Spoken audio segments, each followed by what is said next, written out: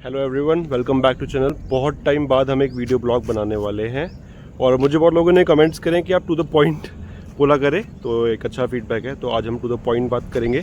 तो आज मैं आपको बताने वाला हूँ मेरा थर्ड सर्विस का फीडबैक, जिसमें फ़र्स्ट ऑयल चेंज और फिल्टर्स होते हैं।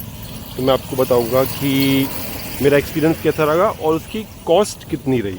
तो आइए मैं आपको उसका थोड़ा सा डिटेल्ड रिव्यू बताता हूँ। तो सबसे पहले मैं आपको अपना ओडोमीटर दिखा देता हूँ। तो 13,000 किलोमीटर पे मेरी फ़र्स्ट ऑयल चेंज सर्विस हुई थी, जो कि third free service as per the booklet. तो फर्स्ट और सेकंड सर्विस में कुछ होता नहीं है, जस्ट रेगुलर चेक होता है और हार्डली कोई उसमें कॉस्ट इन्वॉल्व होती है, वो फ्री सर्विस होती है। बट थर्ड सर्विस, जो कि ईदर इन अ ईयर और 15,000 किलोमीटर, तो मेरा 1 ईयर कंप्लीट हो गया और 13,000 किलोमीटर पे मेरी वो वाली सर्विस हुई, जिसमें कॉस्ट इन्वॉल्व होती है। करते हैं इस ऑयल चेंज सर्विस की, जो कि ये लोग थर्ड फ्री सर्विस कहते हैं, उस पर कॉस्ट की। तो मेरे 20,000 रुपीज़ का उन्होंने इनवॉइस सेट करा था, जो कि मुझे थोड़ा सा एक्सपेंसिव साइड पे लगा। आई डू नॉट नो कि अदर ब्रांड्स लाइक महिंद्रा या MG कितना चार्ज करते हैं इस पर, तो मैं कंपेयर नहीं करूँगा। बट पर्सनली 20,000 मैंने एक्सपेक्ट नहीं करा था। तो उस 20,000 में उन्होंने जो ऐड करा मैं बताता हूँ। उसमें उन्होंने ऑयल चेंज करा, ऑयल फिल्टर चेंज करा, डेफ उन्होंने रिफिल करा। मेरा डेफ एकदम एम्प्टी था, तो उन्होंने कुछ 3 या 4 बॉटल्स डेफ के उन्होंने उसमें ऐड करे। इसके अलावा उन्होंने कुछ एंटी रस्ट का ट्रीटमेंट करा था मेरी कार पे, जो कि मुझे लगता है कि इसेंशियल नहीं है, आप उसको अवॉइड कर सकते हैं। इसके अलावा उन्होंने मेरे में AMC पैकेज ऐड करा था, जो कि मैं नेक्स्ट ईयर तक यूज़ कर सकता हूँ। वो भी मुझे ठीक लगा, इतना यूज़फुल नहीं लगा, क्योंकि इसमें ईयरली सर्विस है और 15,000 किलोमीटर पे सर्विस है। तो आई डोंट नो कि मैं उसको यूज़ कर पाऊंगा या नहीं कर पाऊंगा।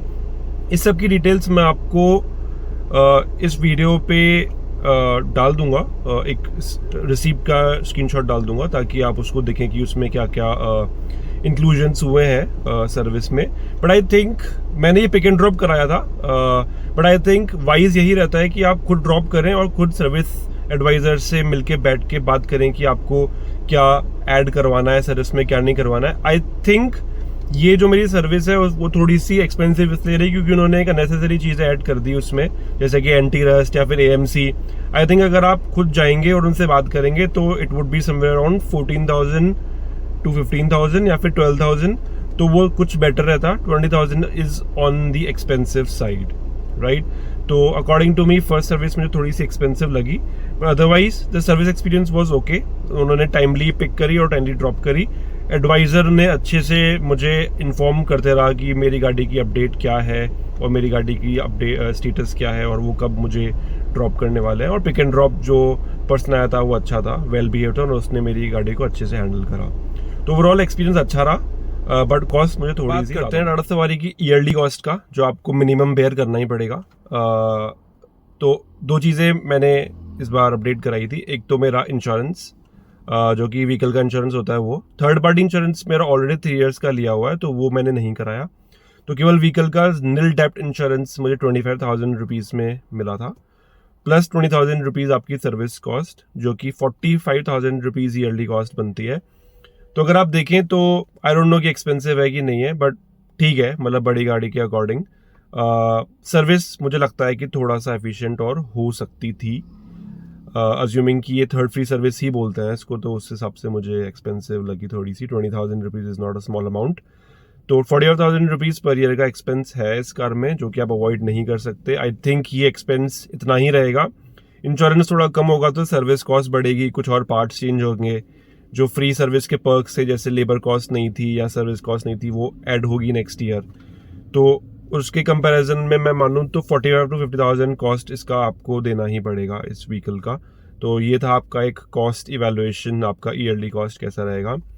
Apart from this 2 ad hoc service centre visit करी थी मैंने पूरे साल में, तो उसके बारे में रिसेंटली मैंने एक एडहॉक विजिट करा था सर्विस सेंटर पे, मेरी ईयरली सर्विस के पहले, क्योंकि मेरा हॉर्न सही से काम नहीं कर रहा था, बहुत स्लो हो गया था।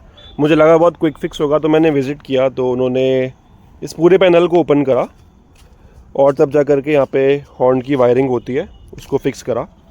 इसमें 2 हॉर्न होते हैं, उसमें से एक ही बज रहा था, तो बहुत लो साउंड आ रहा था। तो मैं इस कंप्लेंट से वहाँ पे गया था। तो आई थिंक मुझे एक्सपेक्टेड नहीं था, बट उन्होंने पूरा यहाँ से उसको डिसमेंटल करके उसको फिक्स करा। तो 2 आवर्स लगे उनको ये चीज़ करने में। मैं थोड़ा सा स्केप्टिकल था कि इन्होंने खोल तो दिया है बट उसको सही से फिक्स करेंगे कि नहीं, बट उन्होंने अच्छे से फिक्स करा। तो आई थिंक मैं उनको पूरे मार्क्स दूंगा। 2 आवर्स में उन्होंने मुझे हॉर्न सही करके दे दिया था। और एक बार मेरी सनरूफ अटक गई थी, तो उसके लिए क्या था, ये I think mid of the year में था, जब 6-7 मंथ्स हुए थे। तो वो भी उन्होंने 30 मिनट्स के अंदर फिक्स कर दिया था। और उन्होंने मुझे बता भी दिया कि फ्यूचर में अगर ऐसी प्रॉब्लम आती है तो उसको कैसे फिक्स करना है, उसको रिकैलिब्रेट करना है, उसको फोर्स क्लोज करना। तो दोनों एडॉक एक्सपीरियंसेस जो सर्विस सेंटर पे थे वो मेरे अच्छे ही रहे हैं। मैं बात कर रहा हूँ टेक व्हील्स सीतापुरा जयपुर की। समअप करते हैं इस वीडियो को। तो बहुत सारे लोगों को ये क्यूरियोसिटी होती है कि हर साल मुझे कितना पैसा पे करना पड़ेगा अपार्ट फ्रॉम द EMIs और नो EMIs। तो मैं आपको बताता हूँ कि मैंने 45,000 रुपीज़ पे करे हैं इस कार पे। इसके अलावा कुछ ज़्यादा पैसा मैंने इस पर स्पेंड नहीं करा है ड्यूरिंग द ईयर। तो 45,000 अगर आपको लगता है कि is a good and balance amount to pay for this car, then it's okay. मुझे लगता है कि ठीक है। I was expecting insurance to be a bit more and service cost to be a bit less.